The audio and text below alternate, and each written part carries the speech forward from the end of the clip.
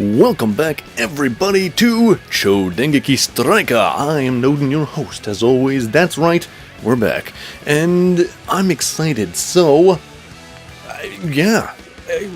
we finished off the game. We did one saga, as it's known, and we're about to start off on the next saga, the Heaven Saga. And I have no idea how this is going to work. I'm excited to see it, though. I am. I think it's just like a whole other playthrough, but with like slight differences. So, let's find out. The year was 1936, or 30X, or 30-something. The Japanese Empire has created a new breed of super soldier in the name of national defense. The Stryker system, bionic technology designed by Dr. Ichimonji Soichiro, to make men stronger, faster. Their official name, the Imperial All-Terrain Strike Support Rangers. Super soldiers designed to protect the borders of the Japanese Empire. Soldiers of justice, staking their lives in battle to protect Mother Japan from the wicked Balboa Empire. These bionic soldiers, the Strykers, are granted various powers through the Stryker drives. The technology that joins a soldier to these drives is known as the Stryker system.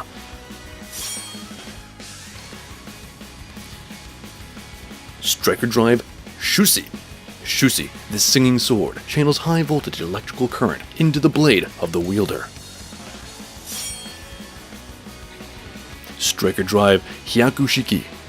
Type 100 Hyakushiki compresses plasma around the fist, lending its punch power equivalent to a heavy tank gun.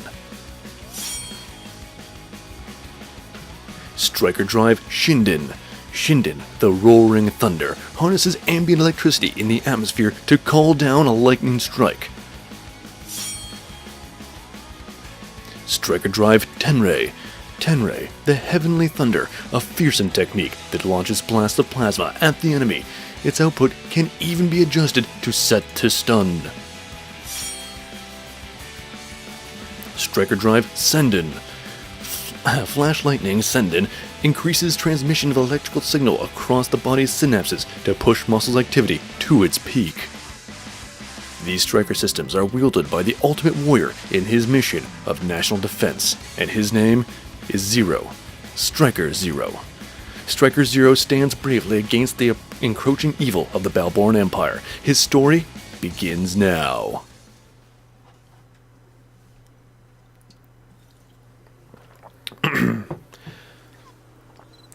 Ah, man, that's cool. I sighed and closed the book. I'd read this comic. I didn't even know how many times I gazed down at the cover. The Dengeki Stryker, the superhero who protects Japan from the wicked Balboa Empire. No matter how bad it gets, no matter how strong the enemy, he never gives up. He stands up and faces them, head on. He's the awesomest hero ever. Everyone in my class reads his series, and someday, I'll be a sweet-tastic superhero, just like Stryker Zero. Oh yeah, Maoto. Oh, aren't you going out with your friends there? Oh, you said you had a play date with Haruna-chan today or something. I heard Mom calling me from downstairs. Oh, that's right. I promised to show Haruna the Stryker equipment I made. Haruna is my best friend, and she's lived around here since I was real little. Sometimes she, comes over and we read Dengeki Stryker together. The feels. Look at her little face. Look at that little face. Oh my god. I want to pinch her little cheeks. When I grow up, I'm going to be a real superhero. You'll see. The kind who beats up all the bad guys. I know you will. It's like... I like you best when you talk like that, Yamato-kun. Aw. Haruna's the only one who doesn't laugh at my dream of becoming a superhero someday.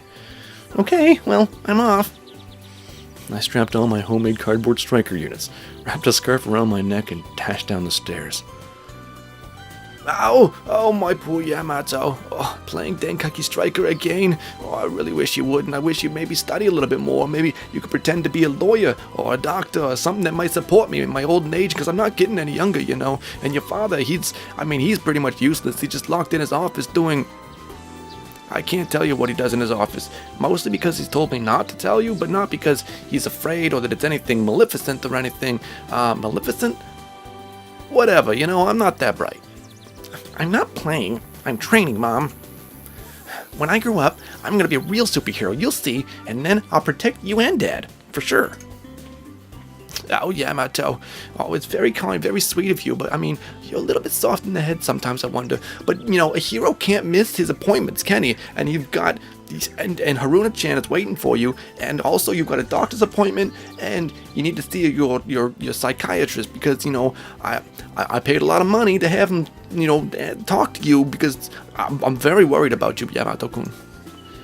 Okay, I'll be back later. And don't stay too out late, there's murderers and such and now. Whatever, Mom.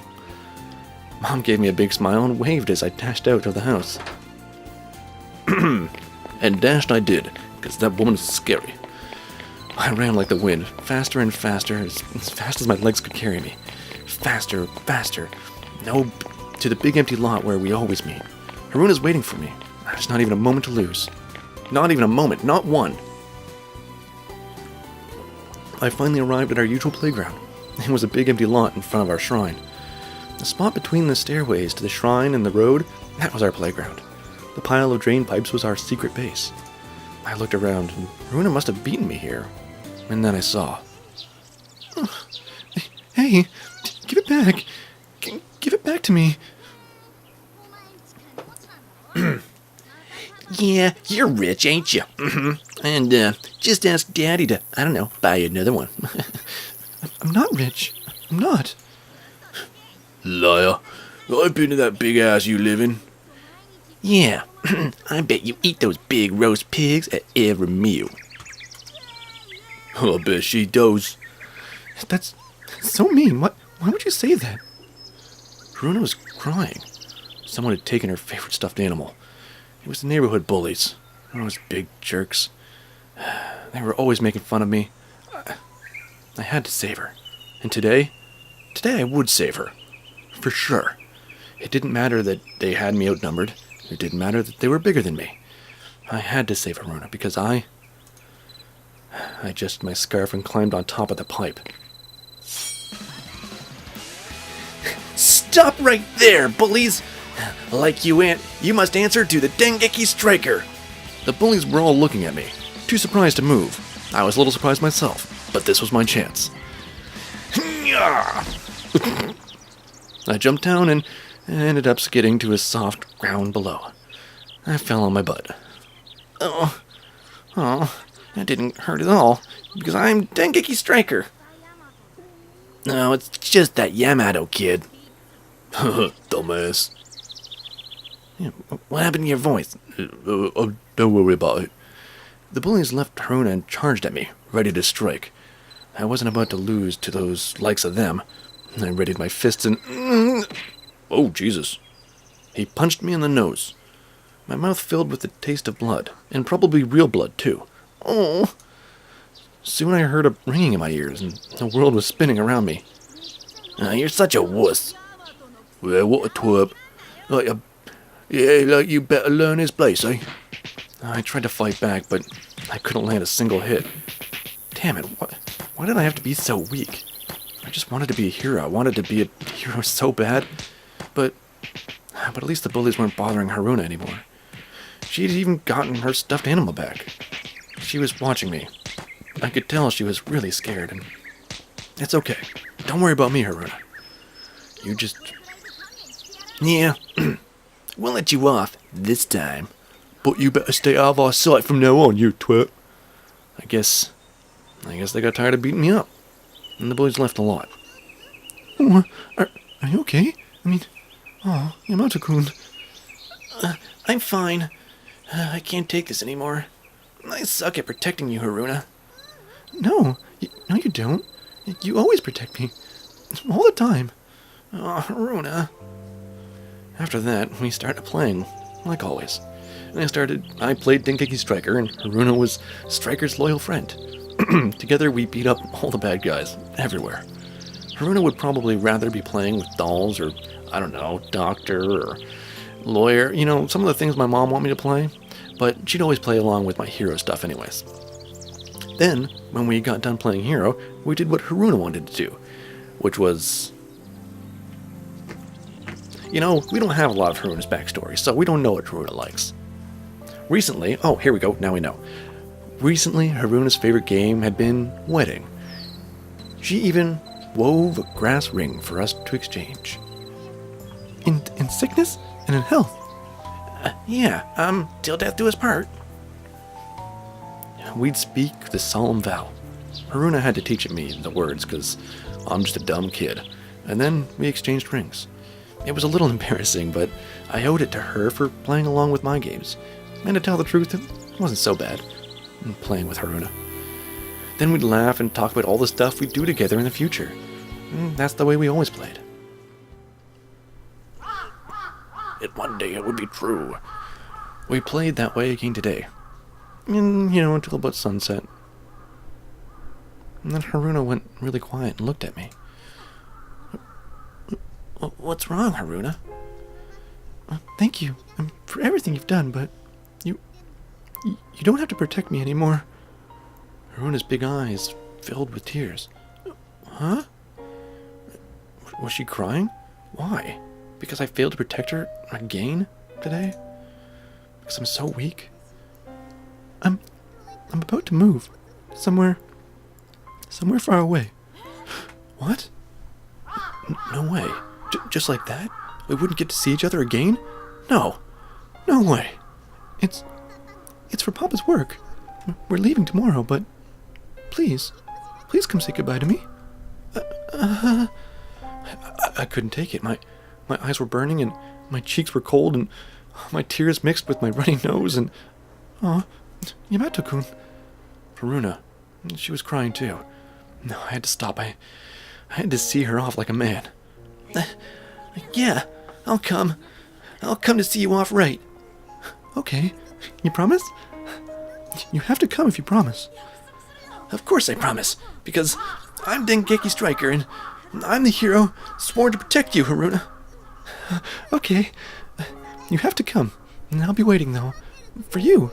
I'll be watching for Stryker Yamato-kun to come and say goodbye. Haruna waved her tiny hand as she left the empty lot, but I couldn't stop crying. I couldn't let anyone see me like this. I had to go somewhere. I had to be alone. I climbed up to the shrine to a place where people didn't usually come, and squatted down low. In the end, I can't even protect my best friend. If I was really Dengeki Stryker... I cried and cried, but the tears kept coming. What is wrong, little boy?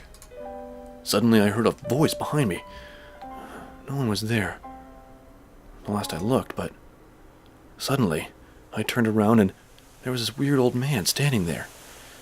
He was all in black with a funny hat on his head and I don't know. I'd never seen him around before. Hey, mister, who are you? I am the memory collector. You called me here, you know. But, no, I didn't. I don't have a phone yet. I'm just like 8 or something. Go away. The strongest of feelings and richest desires. Those are what set me running. Do you have a wish, my boy? A wish?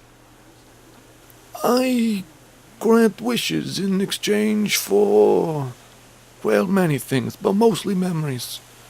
But was he a wizard? He could grant any wish? Maybe he was lying. Maybe he was just teasing me, but if he was telling the truth... Honest? You can really do that? Of course I can. Look at me. Look at this fine hat. Do you think this hat...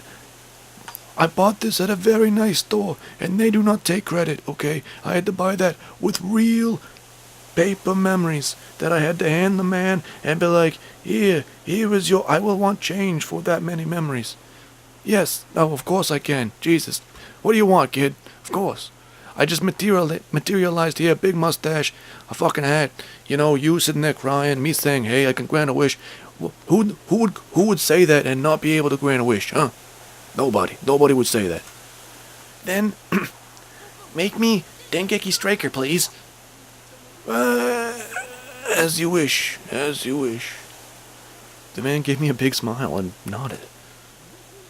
Just, if you could sign right here on this line here, and, it all will be done. The man pulled out a sheet of thick white paper.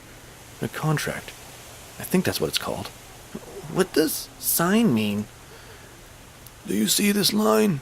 You write your name right here, and maybe, if you're very lucky, one day, it'll be worth something, and I can turn it in for a small profit. Oh, okay. The old man gave me a pen and pointed to a spot on the paper. I wrote down my name, Yuki Yamato. The contract is complete. From this point on, you, my boy, are Dengeki Stryker. But because you are young and your memories are so very few, I'm afraid I will have to take every memory you've ever had.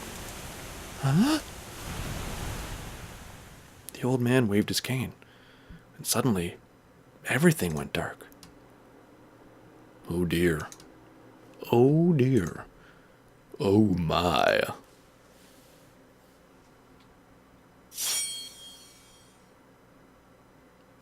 Mm-hmm. Uh-huh. Mm-hmm.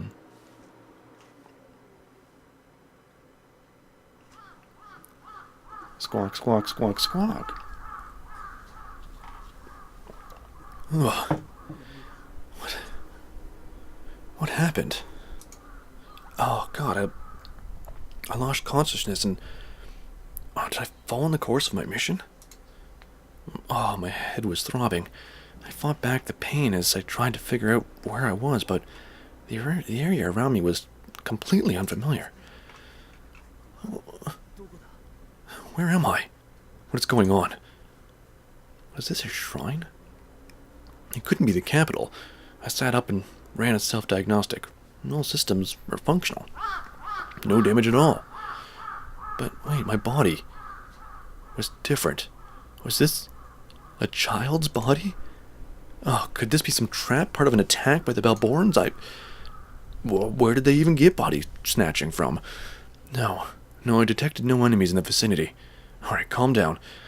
Alright, let's start with the basics. I am Prototype Imperial Ultra Range Strike Support Ranger. You know, this is coming a lot harder than I thought it would. But I know my code name is Striker Zero. I'm a cyborg, bionically enhanced for the service in Japanese Imperial Army. My rank is First Lieutenant. I've been entrusted with the defense of Japan's national borders. It is my duty to dispatch any foreign invaders on our national soil. Well, at least my memory's intact. Huh. That's ironic. At least it would be ironic if I knew anything about what was going on. The last thing I remember is a report that cyborgs from the Balborn Empire had appeared in the capital. I'd put on my uniform and gone out to face them. That's when I lost consciousness. And when I came to, I was a fucking kid. Standing in front of a fucking shrine. Where am I? And why am I a fucking kid? I had my armaments, the striker drives. My uniform was in my bag. I looked at what I was wearing. Alright, Western-style clothing. Nylon fibers. Alright, my name was stitched in the Yuki Yamato. Who the fuck is Yuki Yamato? What? But, wait a minute, no. That's my real name. Oh, it was a difficult situation to grasp, but I had to accept it as reality. After all, the fighting could start at any minute. There was no time to lose. Only the strikers stood a chance against the bionic humans of the Balborns. Oh! And yet, it was so peaceful here. It was hard to believe it was wartime at all. I checked my surroundings again, and just then, in the skies high above, an aircraft passed by. A jet-powered aircraft? It's so big. Jet engine technology on that scale, it wasn't possible, was it? Not even in the advanced science of the Japanese Empire. More importantly, it didn't look like a military craft. How could civilians be in possession of such crazy high-tech technology? What is going on here? I descended the long staircase and left the shrine. Alright, where am I? Really, where am I? That question at last found its way on my lips. I mean, okay, it has to be Japan. The signs and the buildings, the local flora, fauna, yada yada yada. I saw a squirrel or something like that. It was definitely a Japanese squirrel, alright? I am 100% sure. The people all seemed Japanese too, or maybe there were some similar Asians. I'm not good, really, with other Asians other than Japanese, so I don't know. Even if this was far from the city, they wore Western-style clothing, like cutting-edge fashionistas of the Ginza and Asakusa. Asakusa. The cars were of a modern make, like nothing I'd never seen before. The telephone poles were made of concrete. Could this be the future? Had something transported me into the future? Into the body of a child? Who would do such a fucking wild thing? I scanned my surroundings, dumbfounded. A woman came running out from behind the vacant lot. Oh my God, there you are. Jesus, I have been worried sick about you, my boy. Oh my God, I have looked up and down this fucking street for like 5 minutes for you, Yamato. I told you not to stay out late, and here you are staying out late. You're just... What are you even doing? It's dinner time, alright? Well, I'm very hungry. Your father, God help him, he's very hungry. He's been riding me very difficult about making the dinner, and now we need to get home. A woman called out to me. Her gentle face was clouded over with a mist of... bitch. And a gentle frown. This woman, who was she? Yamato. Was she calling to me? Alright, let's go home right now, mister, alright? I made your favorite curry rice. I know it's your favorite because I told you it was your favorite. Now you're gonna go in there and you're gonna eat your damn food, and your father's gonna stop yelling, and everything's gonna be happy. It seemed best to play along with her until I had a better grasp of the situation. I was a soldier after all, and my mission was, after all, also classified. Oh, Yamato. Oh, you really do like playing your hero, don't you? Speaking of which, the lady next door... My uniform. Striker units inside my bag. But they were too big for me. I couldn't use them with my body as it was. Oh, come on now. Pay attention, alright? Jesus Christ. I swear to God, we cannot get you to that fucking psychiatrist soon enough. Because you have definitely made a shift from the, coherent and useful kid to the incoherent and not useful kid, alright? All I'm saying is it's not like you, Yamato. I miss you so much. There's something wrong. You can tell your mother I'm right here. What? No, nothing, nothing of interest to report. Judging by her behavior, this woman must be my ma? I was an orphan, though. I joined the army knowing nothing about my mother. But if I did have one, I would have wanted her to be someone like this. Never say that, Yamato. Never say that. You deserve someone nicer than this, Yamato. Oh, certainly hope not. She held out her hand. I took it and began to walk with her. We walked for a while, and a while longer. Apparently I'd gone quite away from this place that was supposed to be my home. And we stopped for a snack. It was dinner time, but, I was getting hungry, and it was a lot of walking. And then she carried me for the last little bit because, really, it was quite far.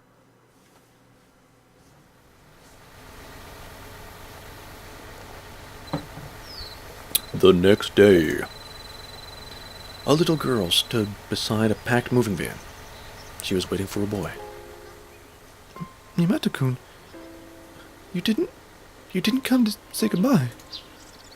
She stood up on her tiptoes and looked up at the street, as if she was expecting to see him any minute. And yet... He said he would come. The boy who had always protected her, who had always kept his promises, who had always been there for her. But he promised. He did not come. Haruna, it's time for us to go. Please, can't we just wait a little longer? Please? She glanced up at her father with pleading eyes. He glanced at his watch and offered to wait 5 more minutes. 1 minute, 2 minutes. In a moment it was 5. Oh. Tears welled up in her big eyes, and she climbed her big eyes. She's got big old bug eyes. And she climbed into the truck. Even from her seat, her eyes lingered out the window. She was still waiting for that sweet little boy to come running to her. But even then, he did not come. Their innocent promise was left unkept. And that was the day she turned into an evil monster, bent on hell and destruction and murder and things. Time passed, and so our story begins.